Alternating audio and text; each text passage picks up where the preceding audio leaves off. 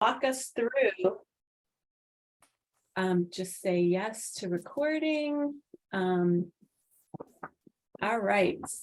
So we always start here, and just to share that the NPS Chesapeake office, we are a community assistance and partnership network. Our scope is the full 41 million acre watershed for the Chesapeake, from upstate New York through Pennsylvania, parts of Delaware, parts of West Virginia, most of Maryland, majority of Virginia, and all of DC. And we focus on and support three primary Chesapeake focused partnerships: Chesapeake Gateways, that we're going to be talking about today, the Chesapeake Bay program, and the Chesapeake Conservation Partnership. Next slide. So this year marks the 25th anniversary of the Chesapeake Gateways program. And that's 25 years of success and innovation and over 30 million in community financial assistance. And this is just a collection of some of the key pieces that the office has worked on over those years with partners, with our state partners, with individual locations. And we're just so proud of that. But the question for us has been, what next? Next slide. And what is next is sort of taking time to review, rebuild, refresh, refocus, rebrand, and yes, reconnect with the Chesapeake Gateways Network. So next slide. So review. We purposely went back and reviewed our founding legislation. The Chesapeake Gateways and Water Trails program was created by an act of Congress in 1998, and it marked a big new idea and approach for the NPS. And today it remains innovative and forward-thinking with exciting broad authorities, and it allows us to partner with public agencies, nonprofits, local communities, and importantly, the private sector. We're one of the few, if not the only, program in the Park Service that has this broad authority. But why did we go back and look at our enabling legislation? Well, it was because over time, the office had shifted its focus more towards standing up individual national trails, including the Captain John Smith Chesapeake National Historical Trail and the Star Spangled Banner National Historical Trail, and shifted away from focusing on gateways. But the opportunity came about in 2019 for the office to go back to its origins. So next slide. So I am very excited to say that Chesapeake Gateways Network is back. The Gateways is, as an office, we are aiming to once again bring the network of places and their partners together to provide opportunities to enjoy and learn about and help conserve the Chesapeake watershed and the Chesapeake Bay and the 41 million acres across all of these lands that have people and communities and culture and experiences for that really make this part of the country so special. We are back and we are actively working to rebuild the network as originally envisioned 25 years ago to create a collective, a 21st century national park partnership with a wonderful mix and range of places and partners that highlight the best of the watershed and the full stories of the Chesapeake region. So next slide. So what else is part of rebuilding? Over the past few years, we've been very busy putting the pieces in place of the renewed Chesapeake Gateways program. We first took steps to ensure a stable annual budget for the office And we're glad to say and share that we are in the president's budget request for fiscal year 24 to increase our base operating budget. And we feel that we have some really strong support from partners and congressional leaders for that request. And with a stable budget, our next focus has been building a highly talented team of NPS experts. Really, I'd like to say a dream team to support the partners and our community assistance program. The photo here was taken this past December. And we are still in the process of building the team, but I am so thankful for these incredible individuals that are helping to build back gateways. Next slide.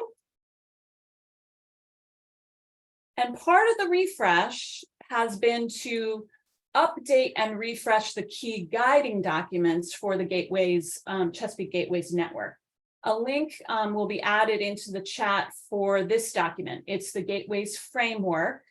It includes key pieces of understanding of the background, the mission, the structure, the focus and intent of the network. And because of how foundational this document is, I'm actually going to take a little time to walk through some of the highlights of this document. Next slide.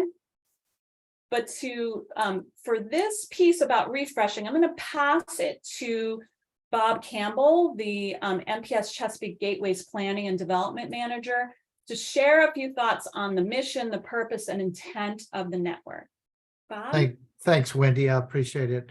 So today's goal is really all about us finding some measure of understanding and confidence about how we fit and find purpose within the Chesapeake Gateways Network. We appreciate your interest to be here and your commitment of time to presumably come explore that question. So those of you that have known me for a while have probably seen me do something like this before, talk like this before. There's an old adage about beginning with the end in mind. So if we take a look at this mission statement, this is the context where we find reason for working together, the Gateways Network with your individual organization, your organizations with other organizations within the network. It's about finding the Venn diagram, the relationship between those things. And what this reminds us is that people are first, and that the mission is for all of us about helping people enjoy themselves, gain understanding, and essentially to be nurtured as a steward of the Bay. We need us all. The Bay is a product of all of our many millions of people's collective efforts for it. So again, I think as Dave indicated earlier, it's really that you're a part of this network, this collective. You probably see in these statements things that resonate with the intent of your own organization, and many of us work and think through the process of or through the rubric of trying to move people along a ladder of engagement, where they are beginning by having fun, having a reason to just enjoy the Chesapeake Bay and establish it as something that matters in their life and that they would care for. And it can begin with just play. It can be exploration, recreational learning, curriculum-based experiences, hands-on stewardship activities, or whether you're working with youth corps members, or you're a museum docent, park ranger, volunteer, organization CEO. All of those things hopefully can find a fit. And our intent today is to help you see and appreciate that you're not alone, that there are many others that are working together, because each of us might have an opportunity to make the essential connection with any individual out there who brings unique interests, unique, sort of starting point for their own exploration of personal experience and personal relationship that we might help them nurture with the Chesapeake Bay. Thank you, Bob. All right, so next slide. So a key section of the framework document presents the structure and components of the Chesapeake Gateways Network. At its core, the Chesapeake Gateways Network is made up of places and their partners that are connecting people to all of the resources and stories that are meaningful and that we all care about. So while people are centered, it's the places and the partners that are the core part of the structure. And here are the major types of places in the network. And I'm going to run through them one by one. Each slide has an example of the type of place, but we know that there are like truly hundreds. So let's run through them. Next slide. So we'll start first up with a new concept. This is a refresh to the network structure, Chesapeake Gateway Communities. And the Gateway Communities, as we envision it, provide a host of inclusive opportunities for people to experience all the most multifaceted ways to connect with the Chesapeake, to connect with the broader landscapes and resources and the stories and experiences. And the Gateway Communities encourage very purposefully further exploration. Next slide. And of course, we have our gateway sites. These are the primary individual destinations which people are directed to access, experience, enjoy, learn about, and contribute to a particular resource, or whether it's cultural, historical, or recreational, or natural resource that's illustrative of the Chesapeake watershed. Examples include parks and museums, refuges, historic sites, seaports, trails, and many other destinations. Next slide. So then we have a series of places that are really considered connectors, connecting routes. So water trails provide really water-based recreational experiences for boaters and paddlers. And in some cases, if they're longer trails, they may serve as true physical and programmatic connections between multiple gateway communities and sites. For over a decade, this office has focused on expanding public access and have funded and supported the creation of water trails along many of the key rivers of the Chesapeake. Next slide. So then the counter to the water trails, of course, are the connecting routes that are the land-based routes and trails. And they also link multiple communities and sites, providing sometimes thematic connections or geographic approaches to exploring the network. And this can be in the form of roadways or trails that help serve walking and hiking and biking and driving routes. Next slide. And then we have heritage areas and landscapes. These are places that include a larger setting. Often they're home to dozens of types of the gateway places that we're running through. And in effect, they are regional networks that also participate in the Chesapeake Gateways Network. Our friends at the Susquehanna National Heritage Area is a great example of this category. Next slide. We also, in this category, show that there are landscapes that are places as well. The landscape scale partnerships and networks and have a cultural alignment that are really purposefully included in the network. People align with their own river, with their own setting, like the Upper Susquehanna or the Shenandoah Valley. And this is a way to capture these types of places in the network structure as well. Next slide. So finally, the sixth type of place in the Chesapeake Gateways Network are the public water access sites.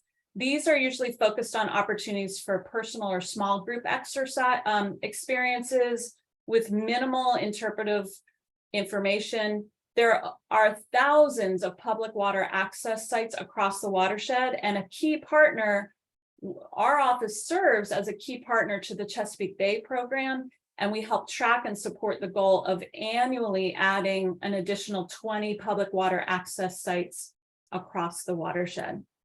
Next slide.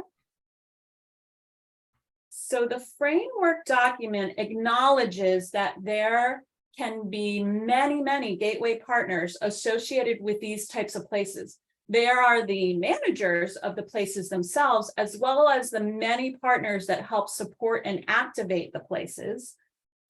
Next slide. And we also present in the structure that alongside the place-specific partners, the network structure also includes programmatic partners and network-wide partners.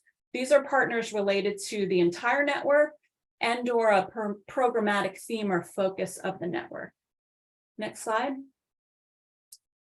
The framework document also details the 7 principal interpretive themes that arc across the Chesapeake watershed: the living natural Chesapeake, people of the Chesapeake, settlement of the Chesapeake, economic resources, commerce, productivity, transportation, military and naval presence across the Chesapeake, environmental stewardship and sustainability, and the Chesapeake as a source of recreation and renewal.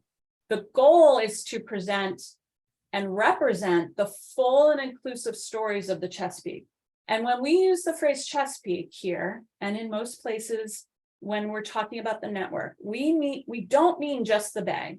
We mean all of the rivers and creeks and lands and towns and communities and cities within the full 41 million acre watershed. Next slide. The other piece to just share briefly is that we also refreshed and created a new strategic plan for the Chesapeake Gateways program. We did this in partnership with partners to refocus and develop a new 5-year strategic plan. And it is focused on equity and inclusion and strengthening the network. I'm not going to linger here because we've both done other chats about the strategic plan, but we will put the link to the strategic plan in the chat for those interested. Next slide.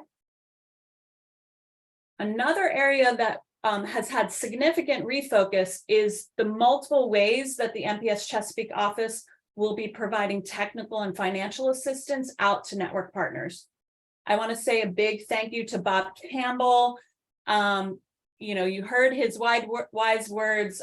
He has, through his vision and leadership and dedication, really been the core of the work for all these years and helping frame the future work for this space for the Gateways office. And also a shout out to Eddie Gonzalez for helping launch the first offering of a new annual grant program for our office. Next slide. And then finally, an important component to share is that during the next network chat, there will be a session on rebranding the NPS Chesapeake Gateways. We love our Thomas Point Shoal Lighthouse, but the original logo lacked really any connection to the NPS, and we listened to partners asking for gateways to embrace the NPS brand and arrowhead. So as a placeholder, we've been using this temporary logo that you see in the middle, but be sure to sign up for May when that announcement comes out, because what is coming is a game changer for Chesapeake Gateways, for network partners, and for the National Park Service. So next slide. So that's sort of the run through of what the network is, what the structure includes, what the thematic areas for interpretation and storytelling include some pieces on what we're working on and a little teaser on what's coming next. So we just want to open it up and hear if there's reactions or any questions before we move to the interactive piece that we want to focus on today.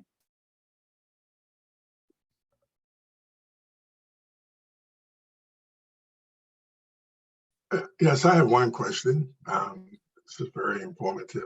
I learned a lot just thus far. You said the public waterway access sites. How do I find out what are the sites in Anne Arundel County? Sure. On the Chesapeake Bay program, we maintain a mapping of all the public water access sites. So I might ask Aurelia on our team to pull the website and post that, Okay. and you can kind of drill down and see where the public access sites are near you.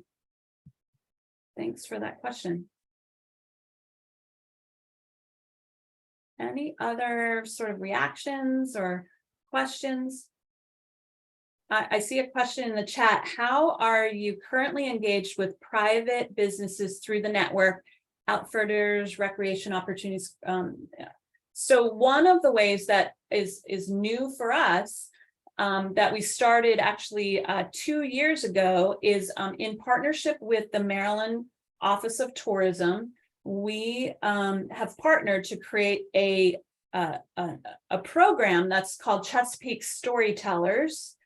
And it's an opportunity that we've created to train water tour providers on the background of the Chesapeake, learning all from the cultural resources to the natural resources to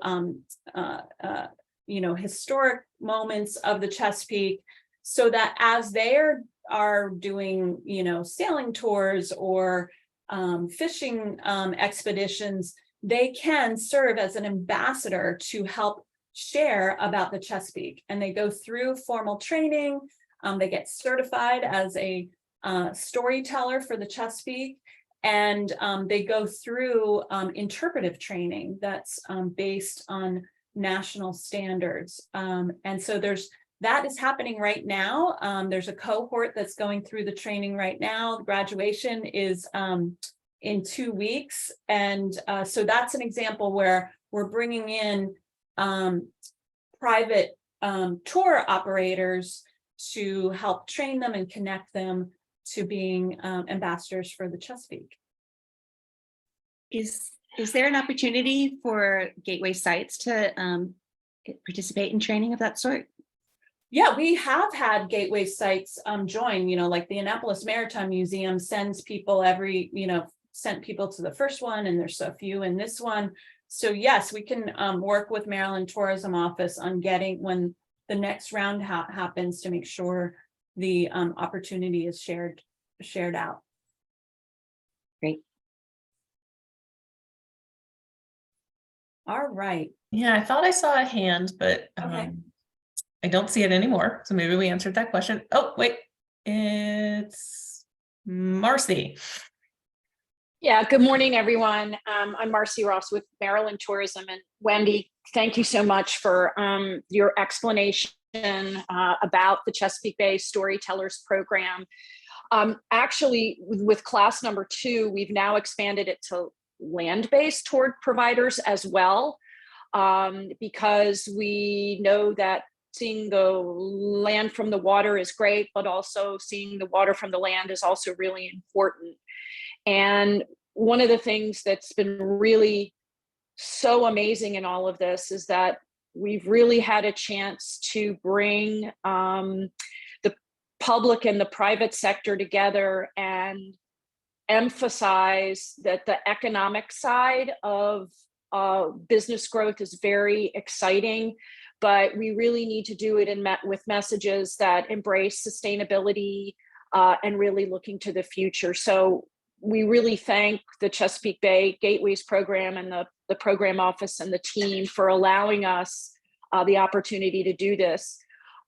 We will see where our role falls into a round 3 of training, but all of the training materials are publicly funded by NPS, publicly funded by the Maryland Tourism Office. And as I said earlier in the other breakout section, is it does no good to just kind of hold them in. So we will be ready and available to share them in partnership with NPS to anybody who's interested. And we encourage you to embrace them and implement the program that fits best for you. So again, really appreciative, and it's really exciting because these folks have grown their businesses as well as shared messages effectively simultaneously. So great. Thanks, Marcy. Thank you. We're proud of our long partnership with your office. It's funny because I said earlier, I just celebrated my 25th year with the Maryland Office of Tourism, and then you said the 25 words. So very exciting. Looking forward to passing it all on to the next, the next generation. Rock on. Thank you. All right. So the next part is going to be hopefully really engaging and an opportunity for our office. You've just learned sort of the high speed, snapshot of who we are and what we're looking to achieve with you. Now we want to hear and listen and learn from you. Heather, I can still talk. I just opened this webinar that's going on. Oh, I'll just mute someone. We're hoping to learn from you. So we're going to be doing some asset mapping. So of all the partners that are here, next slide, we are going to attempt to use JamBoard to help capture a lot of information pretty quickly. We're going to be doing 2 rounds of breakout rooms. The first round, we're going to be focused on capturing information around the places and the themes. So remember, I walked through all the different kinds of places, and I showed the slide about the different interpretive themes that center the Gateways program. And then the second round will be focused on trying to capture the skills that each of you bring as an organization or an individual, and also the needs that are out there. So the goal really is what Bob was talking about and what Dave mentioned earlier is the network itself has this opportunity to learn from each other, to support across geographies and across focus areas. And this effort is to try to gather that information. Each room, when we get there, will have an NPS facilitator and a note taker. Everyone's going to just be randomly placed into their rooms so that you're meeting new network partners.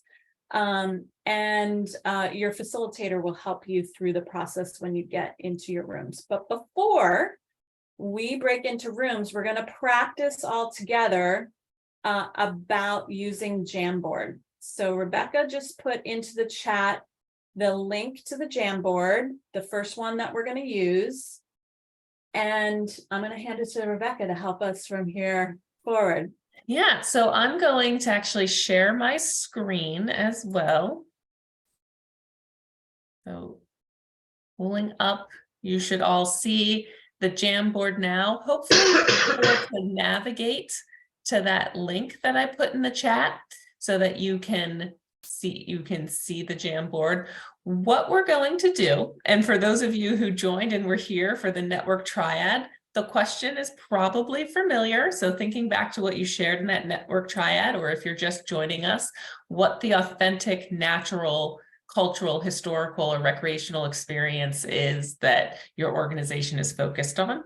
What we're going to ask you to do is to take a Post-it note. I'm loving that folks are jumping in here already. You take a Post-it note, so you come over here to the side of your screen, you click on a sticky note, and you can type in your name, your organization. I'm using a lot of shorthand right now. And then you can say that, water tours of the James. I'm going to use the example that Wendy had already preloaded in here. And then you click save, and then you click cancel, and your sticky note pops onto the screen. You can resize it, which is something we're going to be working on to make it a little smaller. There are 74 of us in here, so we're going to need some space. But this will give us a chance to practice the tool that we're going to be using in our small groups, get to see who's on the call with us today and what that focus is for your authentic, natural, cultural, historical, or recreational experience. Well, go ahead, you go. Oh, I was going to say, if you just can't figure out how to get to the Jamboard, the link is not working, or you're like, whoa, I just don't know where that sticky note is, you can pop your information into the chat. This will also be the same in the small groups, and the facilitator can put it on a sticky note for you to make sure we capture it on the Jamboard. Go ahead, Wendy. Once you open, so if you see over on the far left, the little image that looks like a box with a fold on the corner, yep, which points to it, that's the stickies. Once you fill it in, you click save, and it'll start up in the upper left corner. You want to drag it away from there, and that's where you can literally from the corner size it in and out. You just pick one of the blue dots and size it. You can also go back to your sticky and add. You can right click on really any sticky, but you can right click on your sticky and edit, so that, let's say you only put your name in, but you forgot to add what your authentic experience is. You could go back in and add that, or maybe you put your name and you didn't include your organization name. You can go back in and edit in your sticky. Great to see lots of people adding. If this page gets too full, Rebecca, if you wouldn't mind showing the next. Yep, you can come up here to the top. You'll notice that it says 1 of 17, because there's 17 slides in here. You can just scroll over and it takes you to the second page of the Jamboard. It's the exact same page. So if there's a little too much happening on that first page and you can't find some space, you can put your sticky in here the same way that Wendy was just sharing. Move it down, resize, and you'll have a little bit more space. All right. How are people feeling? I see lots being added, so that is exciting. Those are looking great. I find my sticky once I started. If you might have to look around for it. I see yours on the far left. Yep, there you are. And you can right click on it to get in and edit if you need.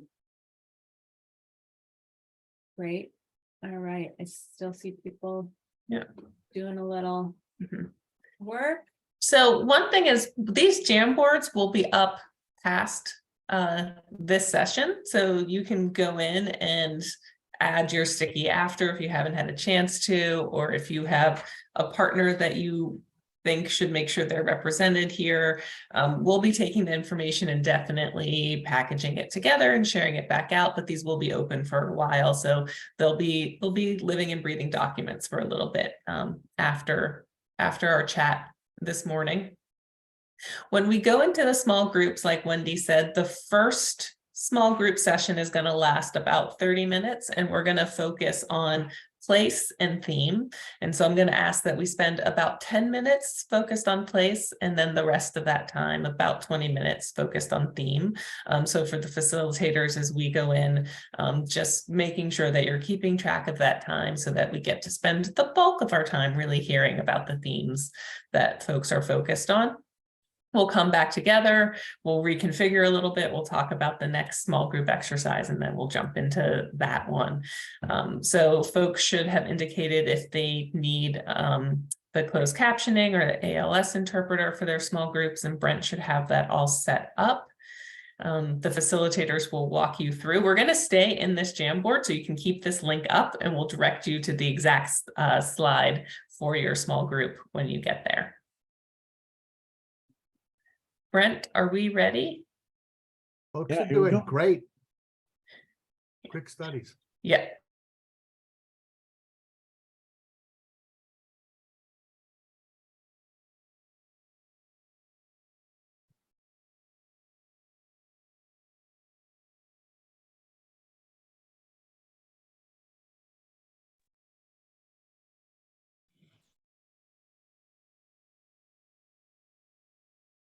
Welcome back, everybody. I hope you found that useful.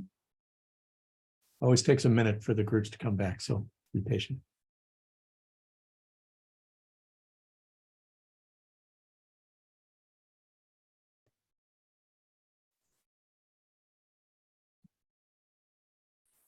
Down in the There you go. So long. pipeline area, Drayton. Sorry, Dave. That's all right. Welcome back, folks. Oh, that wasn't enough time, at least for our group, but some good learning was happening. It was really great to start to see where organizations really had a focus and alignment. So sorry if that was fast for others. Rebecca, help me with teeing up the next round of breakouts, if you would. Yeah, absolutely. So we're going to move into shifting the discussion to talking about skills and resources of your organization or yourself, and then needs. I'm going to share my screen so you can see the Jamboard we'll be working on. So what we're going to do first is, Wendy, maybe you can help me talk through, we can talk through together the skills that we have identified here. What we're really thinking about are what are the skill sets and the resources that are needed to be successful in our work, and where do you and your organization have those strengths? So on the slide, we've identified skills. We have inclusive storytelling, welcoming signage and interpretation, all the way to things like fundraising and grant writing. So Wendy, if you want to talk about these skills a little bit, just kind of briefly, so that we're all on the same page of what some of them mean. We also have a spot for others, so additional skills that in the small group you can add to if there's something not reflected up here. Sure. Yeah, and that's why we have that other category, because this is a starting place to help identify the resources and skills that all the different members of the network are bringing into the network. And we know that we as a team, when we were planning this, we had like 7 or 8 more that we had to either bucket or thin out so that this was more manageable. And there's no order or priority here, so there's nothing to look into to say that fundraising is down at the bottom and storytelling is at the top. It was just a way to show the information, but it does sort of to run through them. Inclusive storytelling and welcoming signage interpretation. You know, is your organization really strong at these pieces of telling the full story, of having inclusive both stories and to make people feel welcome within your space or in your programs. Tourism, marketing, advertising. I think we all know that part of the work we do includes needing to connect with people, to have ways of communicating. And so that's being captured in that space. And each of these, as you're thinking about it, when you break into your small groups, you're really going to focus on what is your organization really great at? What are you strongest at? You might do all of this, but be like as truthful and clear as possible as like truly your strength. And so I think they're all pretty self-explanatory. The one that maybe needs a little explanation is the technical assistance and expertise. We put in parentheses people power just to show like this is what we mean by technical assistance. It's when in your organization, do you have people that happen to be you know, the local expert on the history of the site, or maybe they are the one person that still can carve a duck decoy, and that's their strength and their expertise. So that's what we mean by that, the people power that comes in. Community engagement and events, is that something that you have just figured out and are doing incredible work in that space? So I think the rest are pretty self-explanatory. If not, when you're in your breakout room, have a conversation as a team. You're going to be with a different mix of people this time around. Be sure that if you have something that your organization or you as an individual are great at, that's not listed, be sure to use that other category and put a sticky in there that names the skill or the resource, and then your organization name. All right, I'm going to stop sharing. I put a link to this Jamboard in the chat, but when you get into your small groups, the facilitator will help direct you to your specific board for adding your sticky notes to. If you're in the group with the ASL interpreter or the closed captioner, you'll still be in that group. And I believe we are set to go. Brent, And how much time in this? And it is a new Jamboard, so you have to use the link that's in the chat. It's a totally new Jamboard. Yeah, it's a completely different Jamboard, and we'll take you to the specific slides as we go. And we're going to take about 25 minutes to do this one. So Okay. We'll think about splitting that time between skills and then talking about where you have needs, where you're looking for opportunities to partner. And we'll come back here with a little bit of time to wrap up as a full group. Okay, here we go.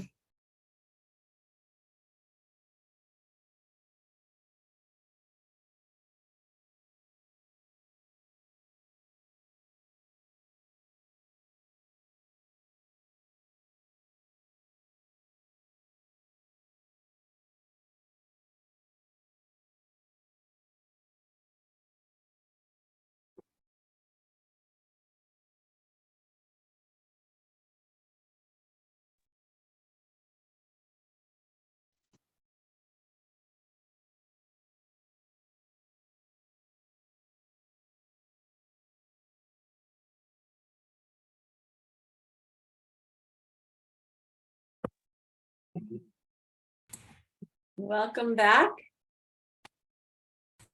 Hopefully everyone had a little more time to share and capture your skills and resources, and then the areas of capacity or training or needs. And we wanted to sort of just open it here and get some reflections from partners. And then we'll sort of begin to wind us down as we're coming to the top of the hour. Are there any partners that wanted to come off mute and share sort of some thoughts on the exercise, some thoughts on the overall session?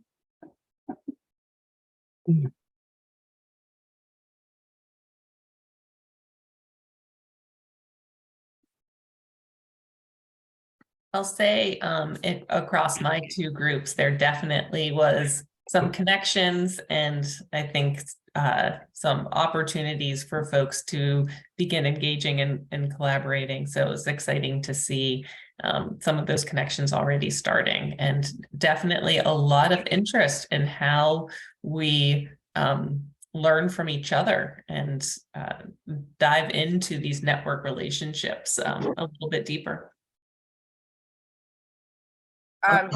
I thought it was very helpful in terms of illuminating what is actually out there and starting a good program inventory of the various topics and themes and talents. And so I'm hoping that we can continue like this. It was really a great start exercise. And I look forward to meeting everybody in person, I hope, at some point. Thanks, Georgiana. I found it also equally helpful. I was particularly looking at, you gave us an opportunity to look at not only needs, but looking at assets. And I think that that's a big gap in our work, is we don't look at enough assets. So that was helpful. I'm curious to know, how does this information come back to us in some way, shape, or form, so that we can get some of the answers to those areas that we identified. And I'm always concerned about the level of investment of getting, again, most of my work has been with low-income communities and urban and rural communities, and I'm just not hearing real clear strategies on and best practices for how to really incorporate this important work into their lives. So that's a big gap for me. Thank you for that.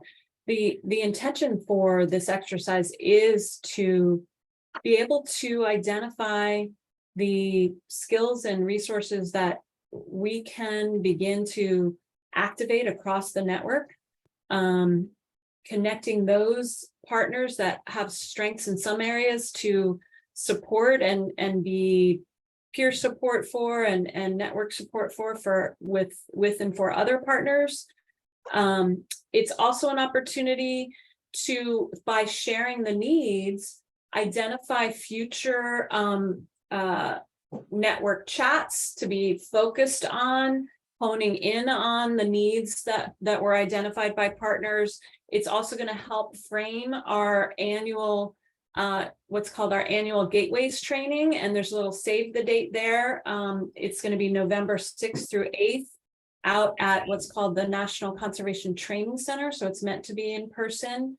So the information is literally going, what you all shared with us will literally be helping to frame what we're bringing back to the network to help try to fill the gaps in the areas that need capacity, help identify in the resource section where everyone was sharing where the strengths are and try to activate those, but also where we had some big voids. And that means one of the things that's in our network strategic plan is to continue to build the network.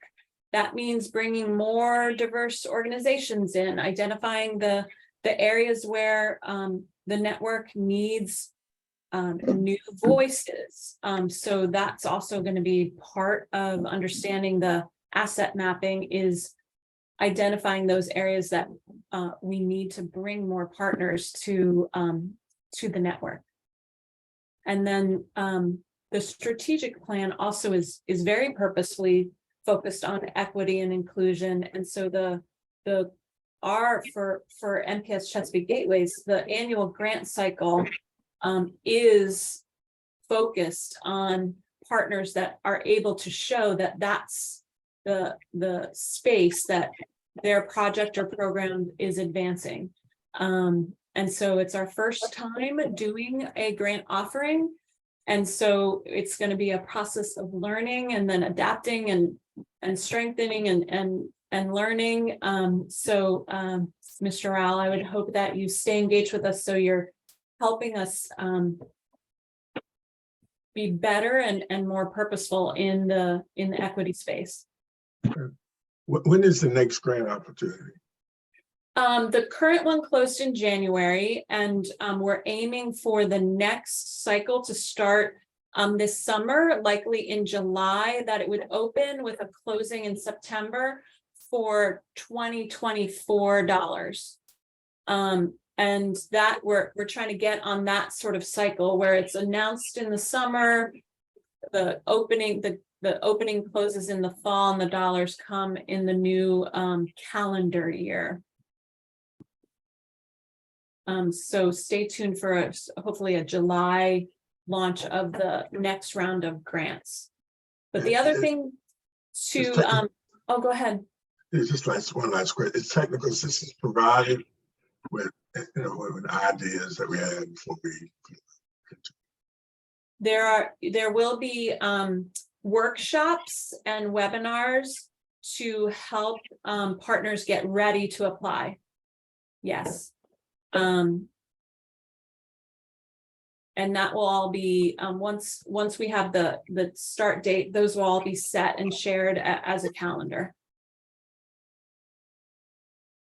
The other piece is just to watch for the announcement for the May Gateways chat, because again, we're going to be revealing our new branding.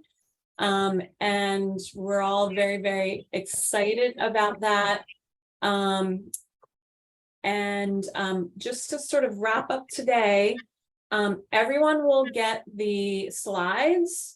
We post the recordings up on our YouTube page, and we're going to purposely leave the 2 JamBoards open for a period of time running up to our next May chat, so that all of you can sort of go in and add bits that maybe you didn't have time to, but also we're going to be purposely asking for those that weren't able to join us today to go in and add their information as well into the JamBoard.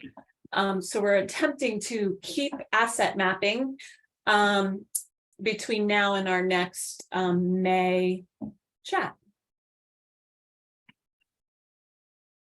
Well, thank you all for being here. We are excited to continue this journey of rebuilding and reconnecting with the Chesapeake Gateways Network. And just thank you all for all your input and your engagement. Thank you. Thank you so much, very much.